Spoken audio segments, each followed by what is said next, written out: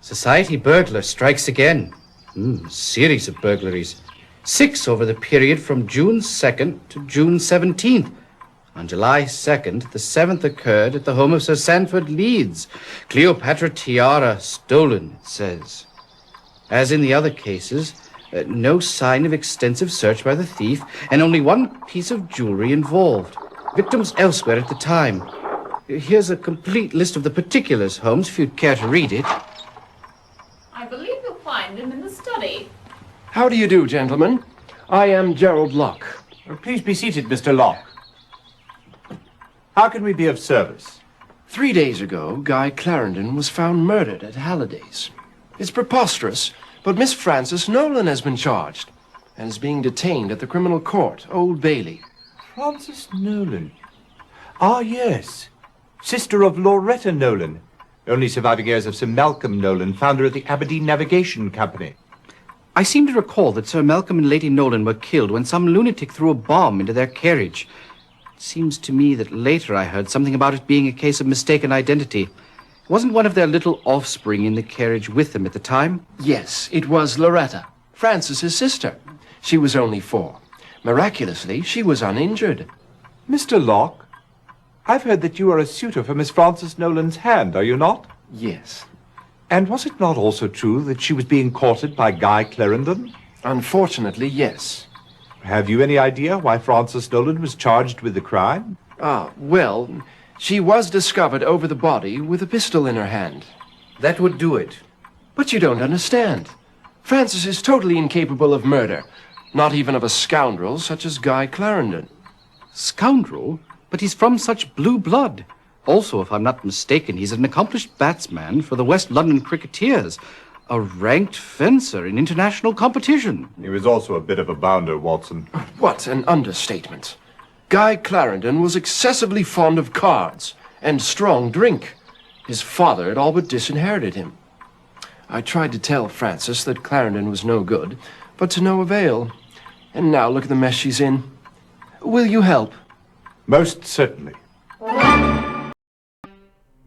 Hello and welcome to the optimal playthrough of the case of the Mystified Murderess. I'm going to try to put this into some sort of context. We need to solve this in 6 turns. That is 5 for the detectives and 1 for the irregulars. And this one is slightly more difficult for me to put into context as it focuses more heavily on the sides, shall we say the side quests, side mission to this? Anyway, you'll see for yourself momentarily.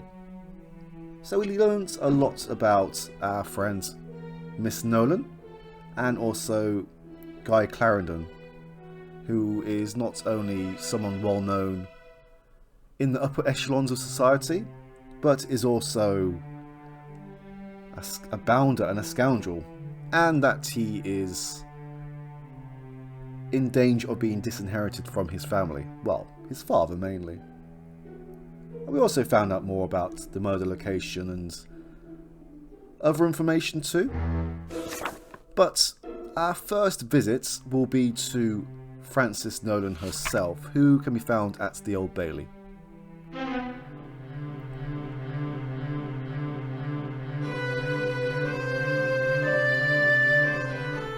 I understand that Wilfred Robards is considering taking Miss Nolan's case. He might be able to help you. If you'd like, I can arrange an interview with Frances Nolan. She's being held downstairs, you know.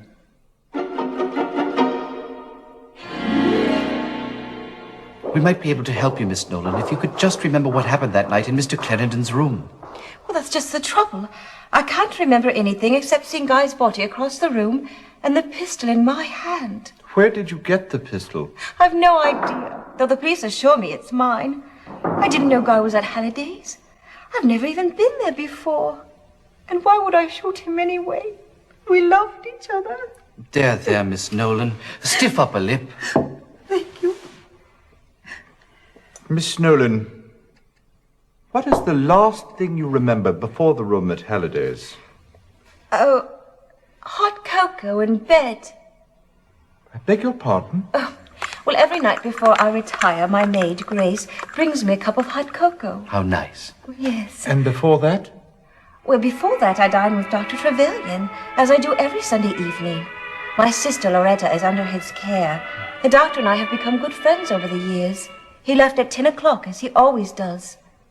May I ask, where did you first meet Guy Clarendon? At the country estate of Cornelius Oldwine, in March. My sister Loretta was attending a party there. I suppose things got a bit out of hand because it seems she dived into a fountain. She caught pneumonia and I had to go and fetch her home. Guy was also at the estate, and that's where we met. And he immediately began paying court to you? Oh, heavens, no. Nobody seems to take much notice of me. I suppose that comes from having such a wildly attractive sister. That's why I was so surprised when he called a few weeks later. We began seeing a great deal of each other. We went on long carriage rides, had picnic lunches. It was all quite lovely. And then on the 5th of June, he declared his love for me and asked for my hand in marriage. I was so happy. I couldn't have killed him. How do you explain your presence at Halliday's? Well, I can't. It's just like the other 2 times. You've had memory losses before. Yes, twice in the past month. The first time I found myself atop a horse in Hyde Park, with no recollection of how I got there. The last thing I remember was having lunch with my sister Loretta. Then there I was, atop a chestnut mare. How peculiar. The funny thing is, I'm terrified of horses. You mentioned there was a second time. Yes, a few days later, I met with my solicitor, Hiram Davenport. Then the next thing I know, I'm at the Newgate Street station. I consulted my physician, Dr. Mason, and he was quite as baffled as I was. One last question, if you will. What is your relationship with Gerald Locke? Oh, Jerry, he's a dear old friend. Though I'm afraid we had a falling out of late. He said some very unkind words about Guy. So this is where we find out about the memory loss, and we also find out that one part of her memory loss involved her doing something she doesn't like doing. She does not like horses, and she ended up on a horse. She also revealed to us Dr. Trevelyan? Trevelyan. I'm going to keep pronouncing that name wrong. Anyway, let's go and visit Dr. Trevelyan.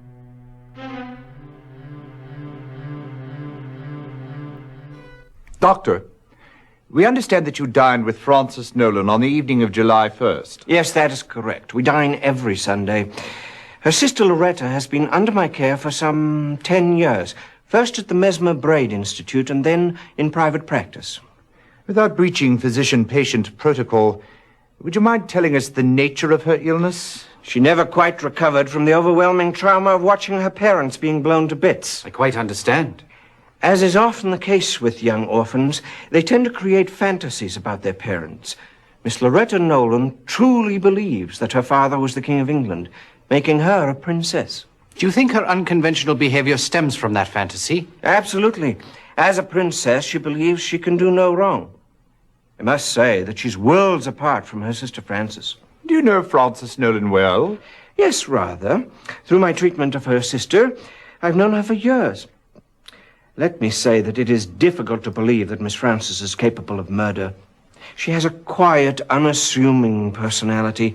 An act of such direct confrontation would not be at all in keeping with her character. Were Loretta and Frances close?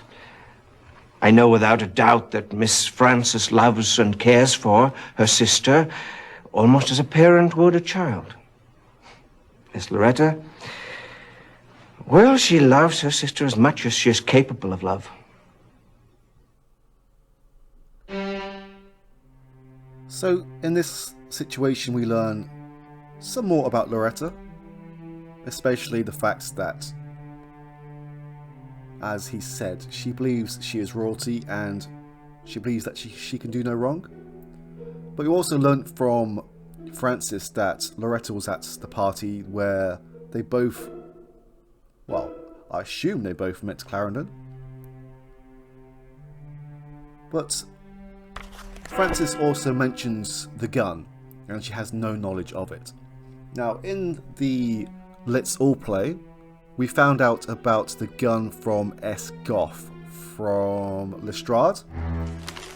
Now, if we go to these newspapers, in the July 4th edition,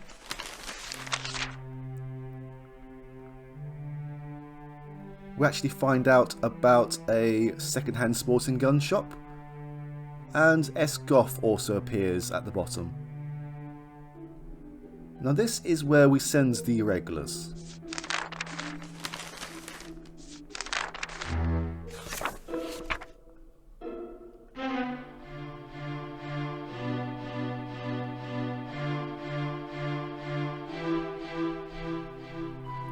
And just like the detectives in the original videos, we find out that it was Francis Nolan who bought the gun, but the person was actually wild and beautiful.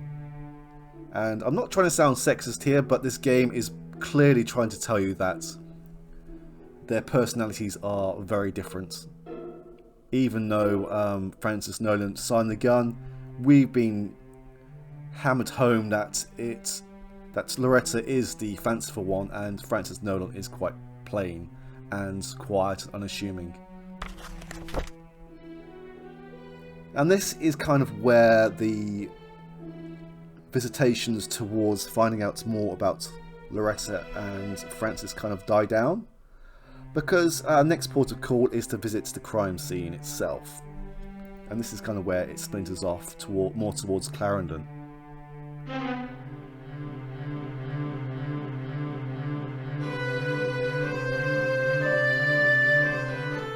Clarendon, poor chap. He arrived on the 29th day of May and was given a front room on the 3rd floor. 2 days later, he asked to be moved to suite 205. To your knowledge, did he have any visitors? Only 2 that I'm aware of. One was a most disagreeable fellow. He was rather large, had a thick walrus moustache, and a very prominent scar down his cheek. He arrived on the 1st of June, the very day of Mr. Clarendon's move. He simply came in, sat down in the lobby, and waited. 20 minutes or so later, Mr. Clarendon came down from his room. The big man yanked him aside. I was about to send for a bobby when Mr. Clarendon signed me that all was well. After a few minutes, they left together. I never saw the man again. His other visitor, who came by quite frequently, was a most striking woman. She was quite fashionably dressed. She had a most distinctive laugh, very full and deep. I've no idea who she was. Please, tell us about the morning of July 2nd. It was about 9 o'clock when a woman entered. She was rather plain-looking, and I wouldn't have noticed her, except for the fact that she came in the front door, looking neither left nor right, and proceeded directly up the staircase. It couldn't have been more than 30 seconds later when I heard a bang, followed by a woman's scream. I dashed upstairs to the 2nd floor. The door to room 205 was open. Inside, I found the body of Mr. Clarendon and the woman who'd just come up. She was lying in a swoon in the center of the room with a pistol in her hand. I revived her with some whiskey. When she came to, she was totally disoriented. She had no idea where she was or what she'd done. When she saw Clarendon's body, she let out a shriek and dropped the pistol. I summoned the police. Tell me, at what hour are the hotel's front doors locked? Oh, 10 o'clock, sir. Anyone who arrives after that has to be let in by the night staff. Of course, Mr. Clarendon was never one of those. He was always in his room before 10. May we see his room?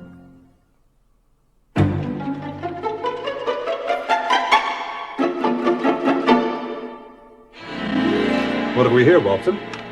Appears to be a bank statement.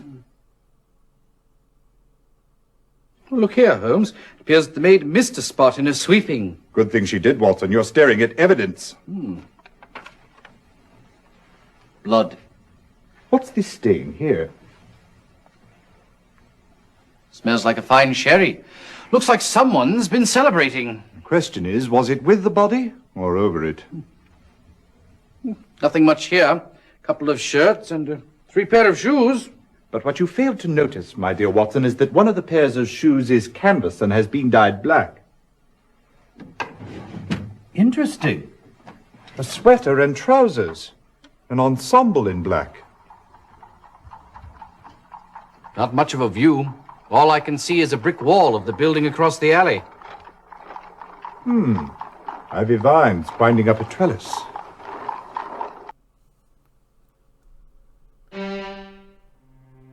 Okay, so this is the point where the paths kind of cross over. We know that Frances entered the hotel, and it seemed like she was in another bout of memory loss. The person in the hotel, the employee, I'm not too sure exactly his position in the company, but anyway, that's not important.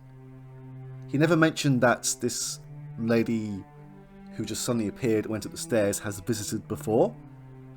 So, well, I'm guessing he's not there 24/7, but still, she went up and knew exactly where to go. And the thing is, Loretta was a frequent visitor, so she knew exactly where his room is. And the thing that we need to remember as well is that Clarendon specifically requested this room. And we know that there are vines outside of the room, so it's an access inside and outside. And the black clothes and dyed black shoes is pretty much another red flag. And we will get back to the bank statement that was only shown on screen momentarily, but I wrote things down as we're going to need that very soon. So yes, at this point things aren't adding up, and with Francis Nolan's memory loss and random visitors, it's getting rather dubious at this point. The next port of call is going to be to Sir Clarendon, as we need to clear up a couple of items, like the fact that we've heard that Guy Clarendon was going to be basically cut off.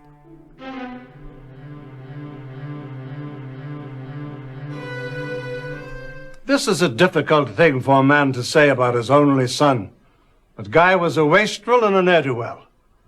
Only a short month or so ago, I gave him £5,000 and told him that was the last he'd see of my money. I'd hoped the shock would bring the boy around, make him realize he had to settle down, instead of wasting his life on gambling and gallivanting around with that wild woman. Which wild woman was that? Loretta Nolan, of course. You mentioned gambling, Sir Francis. Have you any idea with whom he gambled or who might have wanted to kill him? I wish I did. He told us nothing. He only came around when he needed money. And when I told him there'd be no more, we never saw him. Just about broke his mother's heart. There, Gertie. We still have one another.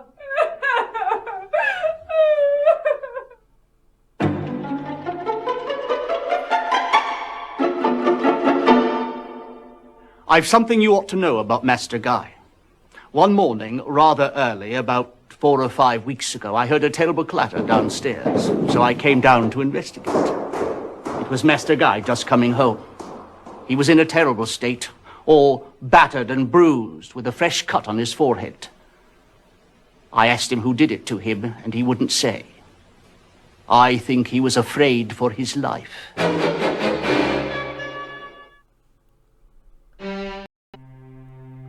We now know some new things about Guy Clarendon, but mainly we have got some confirmation. We know he is a bit of an unsavvy character. We knew that he has been disinherited, but now we have confirmation. And we've also learnt that he was given £5,000 basically just to get lost.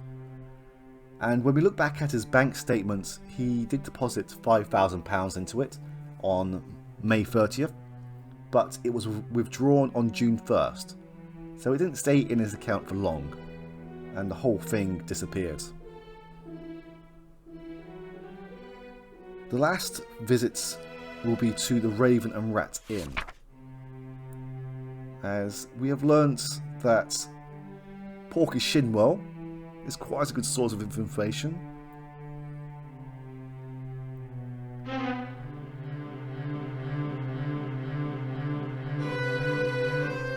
Sure, I remember Clarendon. He and his lady friend used to stop in here from time to time, usually on their way to Kilgore's gaming parlor or coming back from it. Rumor has it, Clarendon was into Kilgore for a sizable sum. Do you happen to know how much? £7,000 was the figure I heard. Got to the point Kilgore wouldn't allow him in the door. Clarendon made a big fuss till Gus Bullock stepped in. Clarendon backed down pretty quick. Don't blame him none. Nobody in their right mind would want to mess with the likes of Gus. Do you think Bullock was involved in the murder?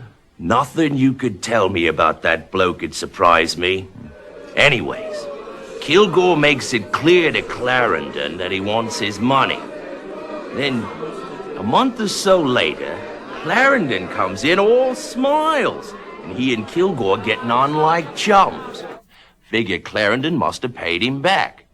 Then, Calvin Leach steps into the picture. Now, who's Calvin Leach? Leach deals in what you might call stolen property. Square dealer, too. Give you one half the value of the article. What does Leach have to do with Clarendon and Kilgore? Usually nothing at all. But there it is. Leach, Kilgore, and Clarendon meeting late at night just as thick as thieves. The meetings continued on right up to, well, the night before Clarendon's death. Very interesting. Now, we've been standing here jawing, and I don't recall hearing anybody order nothing. What'll it be, mate?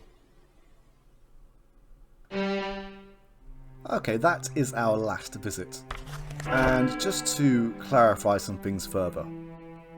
Now, the money that was deposited on May 30th was only £5,000, and he owed Kilgore £7,000. That's £2,000 that is unaccounted for.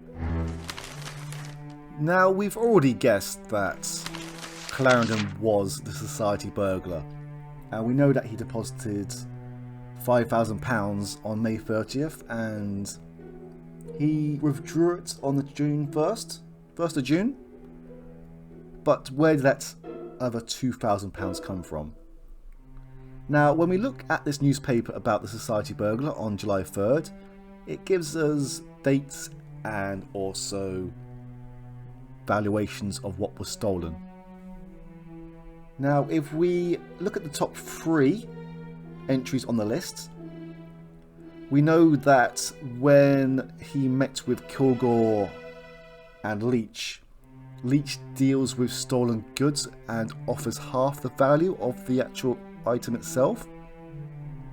And when we add up, well, when we divide the top 3 entries in half, we get £250, £750 and £1,000, which added together is £2,000. So that is pretty much the nail in the coffin of finding out who is the society burglar.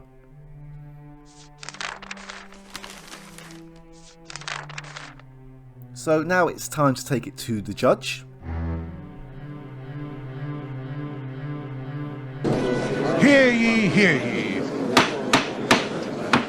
The Queen's Court now stands in order. Mr. Holmes, I understand you've been looking into the murder of Guy Clarendon. That is correct, my lord. Would you be so kind as to tell the court who killed Mr. Clarendon? Certainly, my lord.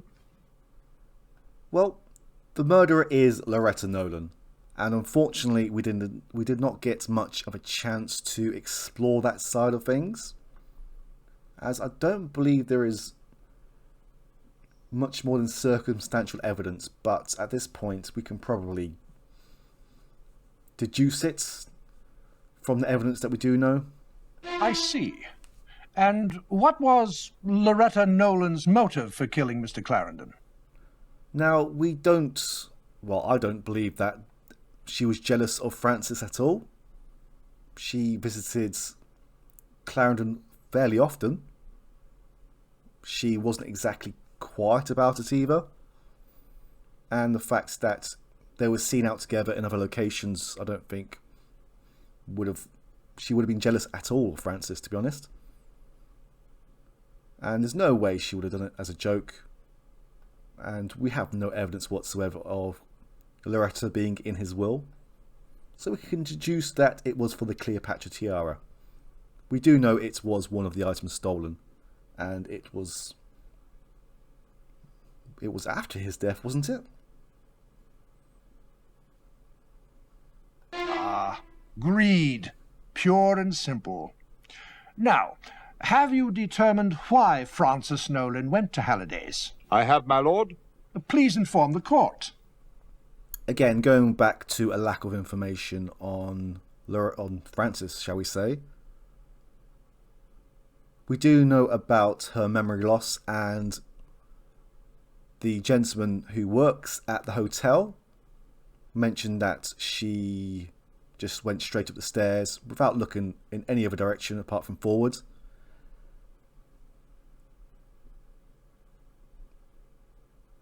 We can only sort of hypothesize that she was hypnotized, as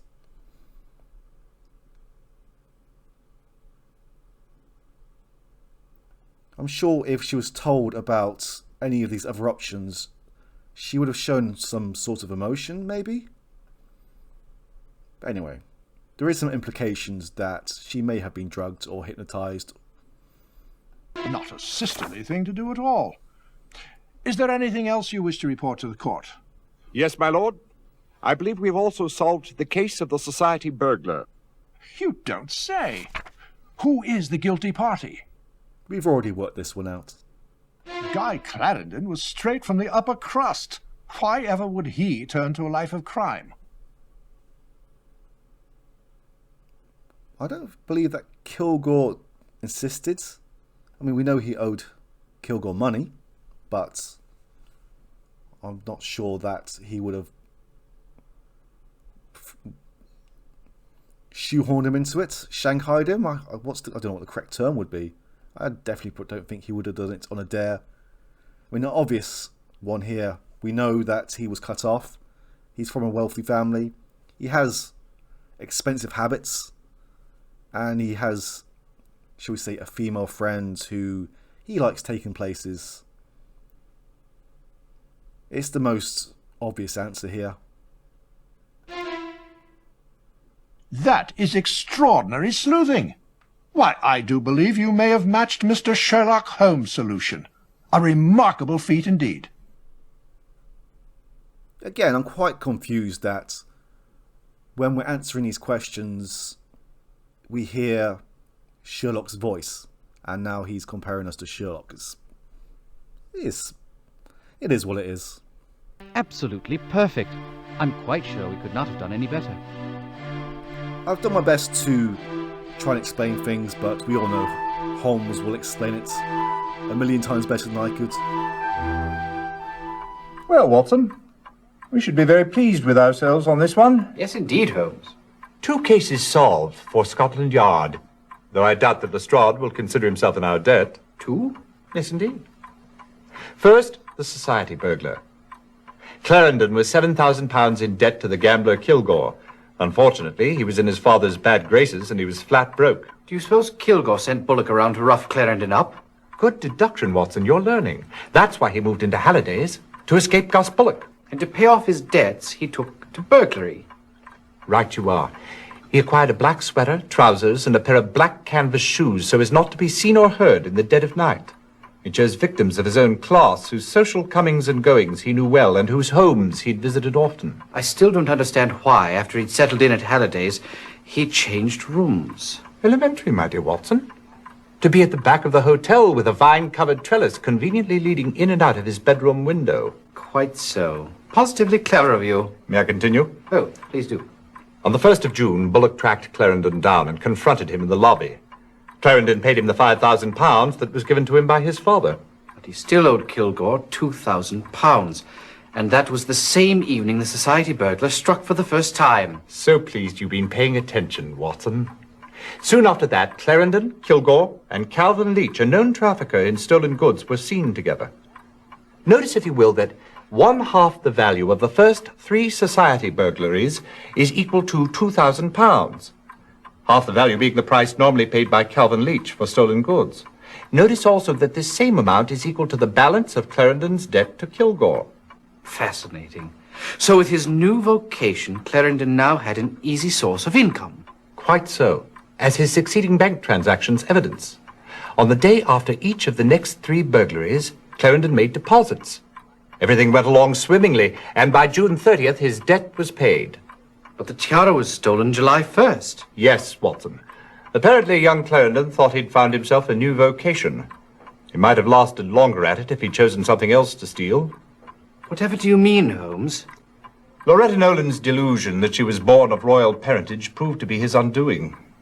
If she took it, how did she manage? No one saw her enter or leave. She came and went the same way Clarendon did, via the trellis. She was armed with a derringer purchased at Esgoth's in her sister's name. Clarendon returned from his night's work and poured 2 glasses of wine in celebration. That's when Loretta Nolan shot him and took the tiara. How wicked of her. Not nearly as wicked as what she did next. What? She went to her sister Frances's home and hypnotized her. She then proceeded to instruct her to go to Clarendon's room with the derringer and fire it into the ceiling. Incriminate her own sister? But why? If we could determine that precisely, we could start our own institute. Sick mind, no doubt. But tell me, Holmes, how did Clarendon know the precise locations of each of his victims' jewels? Excellent question, Watson. Although there is no clear-cut evidence for this, I can only assume that Loretta Nolan must have been in on it too. The only way Clarendon could have known the locations of the jewels was if the victims themselves had told him where to look. None of them recalls having told anyone, but in fact they did tell someone. Who? Loretta Nolan. She managed to hypnotize each of the ladies whose jewels were stolen and got them to reveal the precise locations of the family treasures. And left them with no memory of having done so. Precisely. Astounding, Holmes. Elementary, my dear Watson.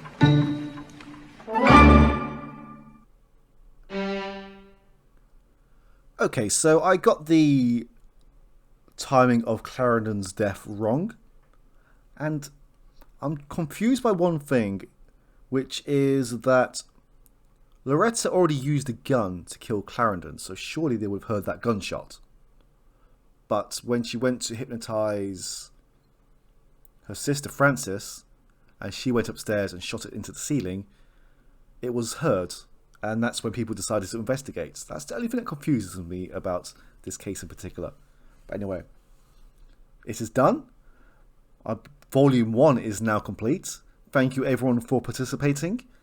I'm going to start up the second volume soon. It's not as optimized as volume 1. It's going to be the original 1992 release. And I'm going to need to work out things slightly differently with the newspapers and such. But I will be back soon with it. And I believe the first case will be the 2 lions. Anyway, thank you for watching. Take care and I'll see you again soon. Bye-bye.